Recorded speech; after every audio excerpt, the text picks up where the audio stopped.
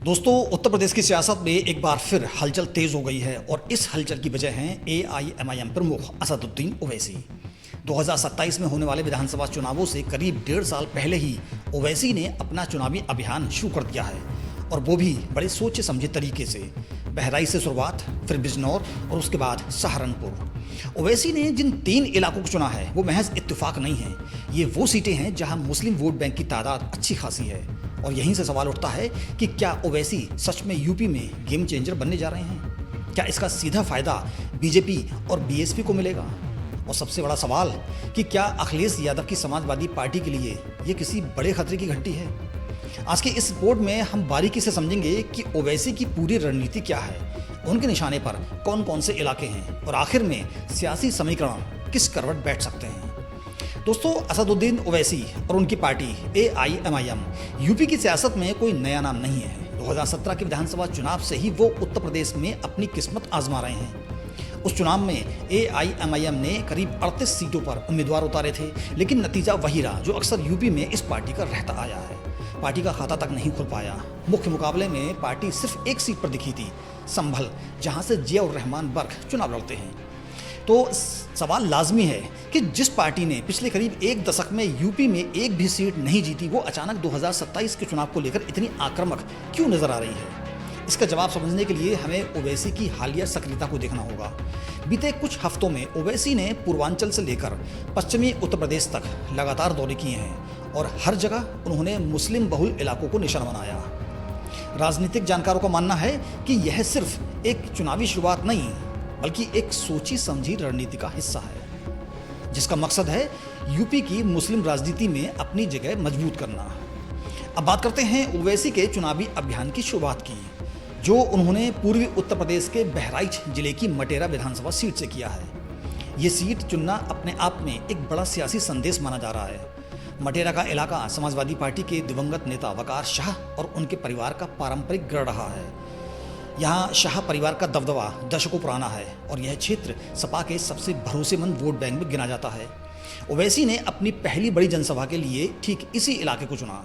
जनसभा में भारी भीड़ जुटी, जिसने कई सियासी विश्लेषकों को चौंका दिया। इसे सीधे तौर पर समाजवादी पार्टी के सबसे सुरक्षित वोट बैंक में सेंधमारी की एक खुली कोशिश के तौर पर देखा जा रहा है। अब यहाँ एक अहम पहलू समझना जरूरी है। मुस्लिम बहुल इलाकों में जब कोई नई ताकत असरदार तरीके से मौजूदगी दिखाती है, तो उसका सीधा असर उस पार्टी पर पड़ता है जो अब तक उस वोट बैंक की सबसे बड़ी दावेदार रही हो। यूपी में अभी तक यह भूमिका मुख्य रूप से समाजवादी पार्टी निभाती रही है, खासकर पीडीए यानी पिछड़ा दलित अल्पसंख्यक के फार्मूले के जरिए। ऐसे में बहराइच से ओवैसी की शुरुआत को अखिलेश यादव के इसी पीडीए समीकरण को सीधी चुनौती के तौर पर देखा जा रहा है। बहराइच के बाद ओवैसी का अगला पड़ाव रहा पश्चिमी उत्तर प्रदेश का बिजनौर जिला, जहां उन्होंने नजीबाबाद विधानसभा सीट पर जनसभा की। बिजनौर का चुनाव भी बेहद सोच समझकर किया गया लगता है। यह इलाका पश्चिमी यूपी की उस पट्टी में आता है जहां दलित और मुस्लिम दोनों समुदायों की अच्छी खासी आबादी है। यही वो सामाजिक समीकरण है जिस पर आज़ाद समाज पार्टी के चंद्रशेखर आज़ाद लंबे समय से अपनी सियासी ज़मीन तैयार करने की कोशिश करते रहे हैं। दलित मुस्लिम एकता के नारे के साथ ओवैसी की बिजनौर में सक्रियता को इसी समीकरण को सीधी चुनौती देने की कोशिश के तौर पर देखा जा रहा है। अगर एआईएमआईएम इस इलाके के मुस्लिम वोटरों के एक हिस्से को भी अपनी तरफ खींचने में कामयाब होती है, तो इसका सीधा असर चंद्रशेखर आज़ाद के दलित मुस्लिम गठजोड़ की रणनीति पर पड़ सकता है। पश्चिमी उत्तर प्रदेश वैसे भी एक ऐसा इलाका है जहां जातीय और सामुदायिक समीकरण बेहद बारीक और संवेदनशील होते हैं। यहाँ थोड़ा सा भी वोट बंटवारा किसी भी सीट का पूरा गणित बदल सकता है। यही वजह है कि बिजनौर से ओवैसी की गतिविधि को हल्के में लेना किसी भी पार्टी के लिए मुश्किल हो सकता है। बहराइच और बिजनौर के बाद ओवैसी ने तीसरी और सबसे तीखी जनसभा की सहारनपुर में। यहाँ उन्होंने योगी आदित्यनाथ सरकार पर सीधा और तीखा हमला बोला। सहारनपुर की सभा में ओवैसी ने पेपर लीक और बेरोजगारी जैसे मुद्दों को उठाते हुए राज्य सरकार को घेरा।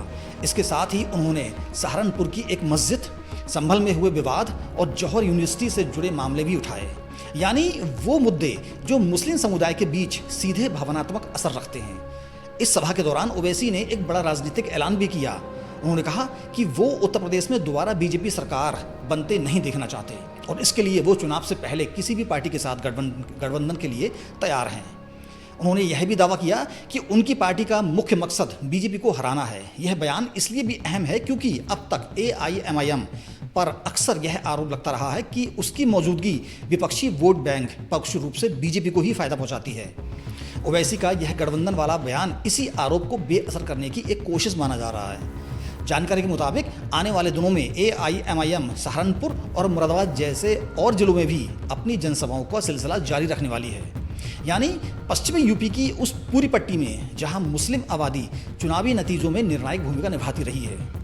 अब आते हैं सबसे अहम सवाल पर। इस पूरी कवायद से यूपी की सियासत में किसका फायदा होगा और किसका नुकसान? पहला नजरिया, बीजेपी और BSP को फायदा। राजनीतिक विश्लेषकों का एक बड़ा तबका मानता है कि अगर AIMIM मुस्लिम बहुल सीटों पर अपने उम्मीदवार उतारती है और वोट का एक हिस्सा भी अपनी तरफ खींचती है तो सीधे नुकसान समाजवादी पार्टी को होगा, क्योंकि अब तक मुस्लिम वोट बैंक का बड़ा हिस्सा सपा के साथ माना जाता है। विपक्षी वोट के इस बंटवारे का सबसे सीधा और अप्रत्यक्ष फायदा बीजेपी को मिल सकता है, खासकर उन सीटों पर जहां मुकाबला बेहद करीबी होता है। इसी तरह BSP जो लंबे समय से अपने पुराने जनाधार को फिर से जोड़ने की कोशिश में है, वो भी इस बंटवारे की स्थिति में अपने लिए थोड़ी बहुत जगह तलाश सकती है।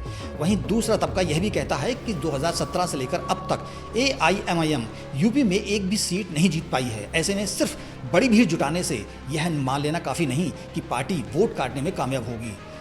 बड़ी जनसभाओं में भीड़ अक्सर वोट में तब्दील नहीं हो पाती। यह यूपी की सियासत में पहले भी कई बार देखा जा चुका है।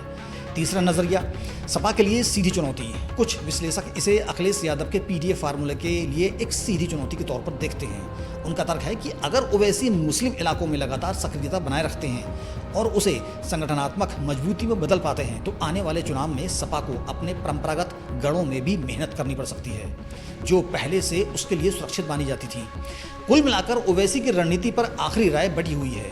कुछ इसे बड़ा सियासी खतरा मानते हैं तो कुछ इसे महज चुनावी शोर बताकर खारिज कर देते हैं। असली तस्वीर तो 2027 के नतीजों में ही साफ हो गई, लेकिन इतना तय है कि पश्चिमी और पूर्वी यूपी के मुस्लिम बहुल इलाकों में अब मुकाबला सीधे बीजेपी बनाम सपा तक सीमित नहीं रह गया है। तो कुल मिलाकर निष्कर्ष यह निकलता है कि असदुद्दीन ओवैसी ने बहराइच, बिजनौर और सहारनपुर से जो शुरुआत की है वो सिर्फ 3 जनसभाओं तक सीमित नहीं दिखती। यह एक सोची समझी रणनीति का हिस्सा लगती है, जिसका मकसद है 2027 के यूपी विधानसभा चुनाव से पहले मुस्लिम राजनीति में अपनी जगह मजबूत करना। अब यह रणनीति कितनी कामयाब होगी यह आने वाला वक्त ही बताएगा, लेकिन इतना तय है कि इस हलचल ने समाजवादी पार्टी, आज़ाद समाज पार्टी और BSP तीनों के लिए ही नई चुनौतियां और नए सवाल खड़े कर दिए हैं। और बीजेपी इस पूरे घटनाक्रम को कितनी बारीकी से अपने पक्ष में इस्तेमाल कर पाती है यह भी देखने वाली बात होगी। आपकी इस पर क्या राय है? क्या ओवैसी सच में यूपी की सियासत में कोई बड़ा उलटफेर कर पाएंगे या यह सिर्फ चुनावी शोरगुल साबित होगा? हमें ज़रूर बताइए। जय हिंद।